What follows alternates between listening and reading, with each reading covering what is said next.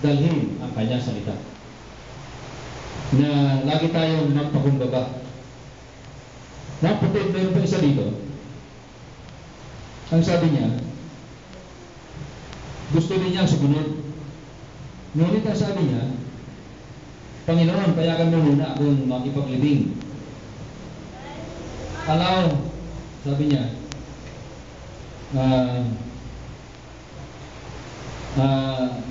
permit me first to bury my father.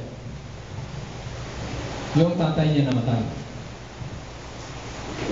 Ano sagot ng ating Panginoon? Hayaan ninyo yung patay na ilibing yung patay. Ito yung isa sa malalim na namang salita na unawain. Paano ilibing ng patay ang isang patay?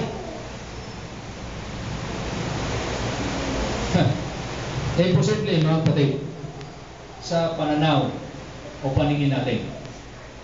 Pero mayroong ang totoo yan na sinasabi ng ating Panginoon, mayroong buhay na buhay, ngunit siya ay patay. Totoong posibleng mailibing nila yung kanyang tatay, marahil ay kamag-anak din niya yun, na mga patay sa harapan ng ating Panginoon. Minsan sinabi ng ating Panginoon sa kanyang mga alagad, kinakailangan bumalik na tayo sa Nazaret. O bakit, Panginoon, babalik tayo? Hindi ba tinuhuli ka ron? Nazaret at Jerusalem, makakalapit lang. Tinuhuli ka ron, Panginoon, kaya huwag tayong bumalik. Hindi, kinakailangan bumalik tayo. Bakit? Kasi sabi niya, natutulog si Lazarus. Natutulog lang pala. Gigising yun, Panginoon. Ngunit ang ibig sabihin ng ating Panginoon, patay na.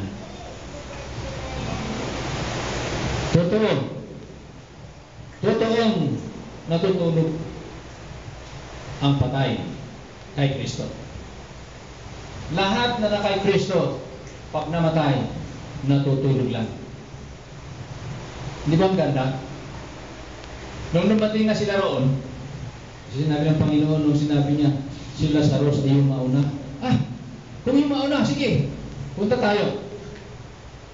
Hindi na nila baliwala na mahuli ang ating Panginoon, basta makita nila yung kaibigan nila na namatay. Ngunit, pinatunayan ng ating Panginoon, kay Martha at kay Mary, nung sabihin nila, Panginoon, bakit wala ka? Sana nandito ka, hindi namatay ang aming kapatid. Sabi ng ating Panginoon, hindi ba niyo alam na ako ay pagkabuhay? Oo, alam namin yun. Sabi niya, pagdating ng araw. Ngunit sabi ng ating Panginoon, sinasabi ko sa inyo ngayon, at inuulit ko, ako ang pagkabuhay. Hindi pa rin nila na unawaan, ngunit noong pabuksan ng ating Panginoon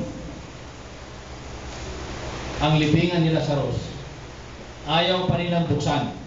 Panginoon, 4 na araw na ngayon, hindi naman nabalsamuyaw. Maamoy na. Huwag na natin buksan. Basta buksan ninyo, sabi ng Panginoon. Nabuksan din nila. Sabihin ng ating Panginoon, Lazarus, tumindig ka. Tumindig ka si Lazarus. Tunay na ating Panginoon ay siyang pagkabuhay. Mga kapatid, mga kaibigan, alam ba natin ang ating sinusundan ay siyang pagkabuhay na maguli? Kahapon, nagturo kami ni Sister ninyo. Masasabi ko bang sa patay at maraming malapit mamatay? Yun, sa atin lang yun, no? Sa atin lang yun. Pero, tinuwi na po ni Sister nyo kanina, bakit naman naumpisan yung pag-aaral? Inumpisan ko kasi sa edad eh. Ilang taon na kayo, sabi ko? 46 siya ka. Ako Mabutit na abot niyo yung 46.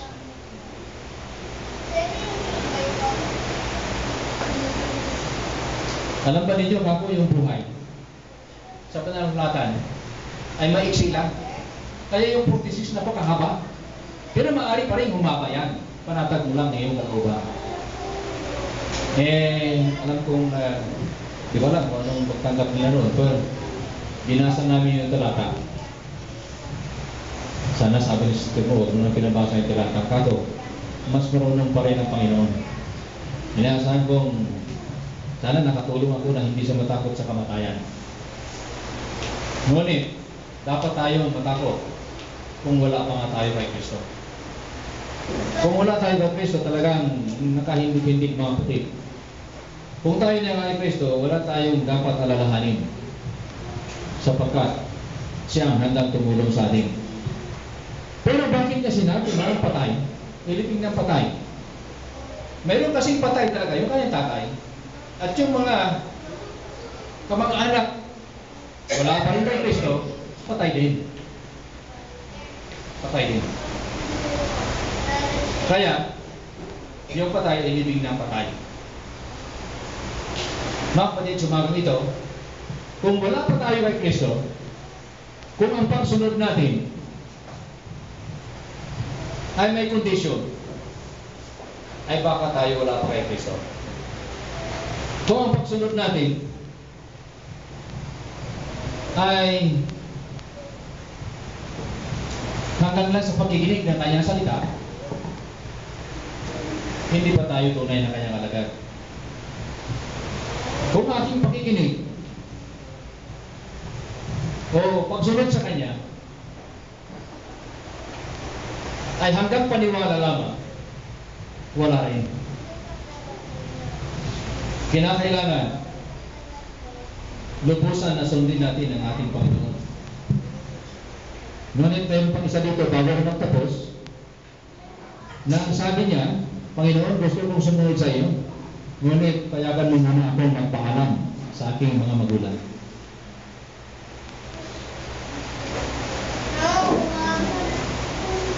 Anong sagot ng ating Panginoon? Sabi niya, ang humahawak sa araro at tingin sa likuran ay maaaring madadapa. Nasubukan ba niya mag-araro?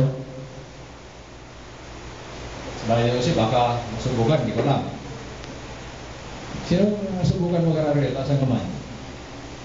Ako lang. Ako lang. Hindi kayo maniwala, ano?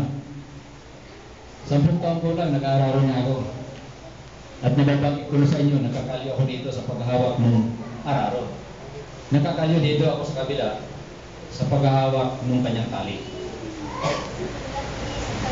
Pasalamat naman ako ngayon at wala ng kalyo. Matagal na, hindi ako nakapag-araro. Ngunit, hawak ng isang kamay ang araro. Hawak ng isang kamay ang tali. At mahirap dahil lalo na kung matalahid, mahirap buhatin ang araro. At alam naman ninyo yung araro ay matulis yung dulo. Kaya kinakailangan may sinusundan ng linya. Ganyan. Hindi pwedeng kahit saan dadaan. Wala kang matatapos. Kinakailangan linya sinusundan mo ng ganyan hanggang makakatapos ka. Kung isa lang kalabaw mo, isang oras at kalahati, lalo na kung mainit na. Yun lang, pag-araro mo. Kung marami yung kalabaw mo, hindi isang kalabaw ulit. Alam ko ngayon, meron na ang tinatawag na traktor. Hindi na masyadong kalabaw sa pag-araro. Mga kapatid, itong tatlong ito, may kondisyon ang kanilang pagsunod sa ating Panginoon. Kayo mayroon din kaya? Susunod ako dahil nandun yung boyfriend ko. Susunod ako sa Panginoon dahil nandun yung magulang ko. Okay lang yun siguro, pero paano kung yung magulang niya wala ron?